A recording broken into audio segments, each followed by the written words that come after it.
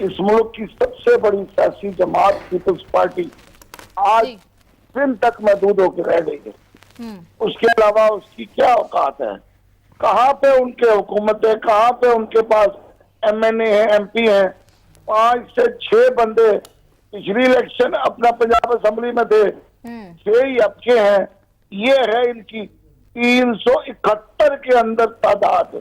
ठीक है। अब आप तसव्वुर करें कि कितनी बड़ी जमात है और ये क्या कर सकते हैं। एक सिद्ध कार्ड है जिसको वो हमेशा खेलने की कोशिश करते हैं। लेकिन शुएब साहब, मुत्तहिदा अपोजिशन को इग्नोर नहीं कर सकते हम। मैं मुत्तहिदा तो कब इग्नोर कर रहा हूँ? मुझे ये बताइए, बुखारी साहब ने अभी कहा है कि ये सबसे ताकतवर अपोजिशन है, लेकिन अगर मुझे सही तरह याद है, मैं ऑपोजिशन की तो हो, ऑपोजिशन के लिए एक पेज पर तो हो, इकट्ठे हुए तो हो। सुन तो लीजिए जी। अगर इस मुल्क में मुझे सही तरह याद है तो जफरुल्लाह जमाली साहब ने जो इलेक्शन जीता था, उसके बाद वोट आके कॉन्फिडेंस लिया अपना असेंबली में, तो उनको 1 वोट से उनकी हुकूमत बनी थी। उस वक्त पीपल्स पार्टी और मुस्लिम लीग नून ही दोनों और उनके साथ ये अपोजिशन में थे। ठीक।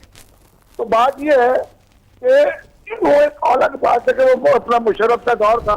इस वक्त एक चीज इनको याद रखनी चाहिए। अपोजिशन में जी, MMA भी थी, मान रहा हूं मैं, लेकिन तीनों मिलके भी कुछ नहीं कर सके थे। अब भी तो फजल रहमान की शक्ल में MMA उनके साथ ही है। एक ही बात है ना, MMA जमात इस्लामी का तो हिस्सा ही कोई नहीं, अमीर जमात इस्लामी तक खुद हार गए। बात यह कि ये जितना मर्जी इकट्ठे हो जाएं, ये मैं आपको बता दूं, बनवाई थी पटियाला जनरल परवेज मुशर्रफ नहीं है कि ये इनके खिलाफ कोई किसी किस्म की तरीके में इत्मीनान लाएंगे। बात वही है कि तुम भी नादरा को फेस कर रहे हो, ठीक है, मैं भी नादरा का शिकार हूँ, मैं FIA का शिकार हूँ, मुझे भी मुकदमे लड़ने हैं, ठीक, तो मैं भी लड़े।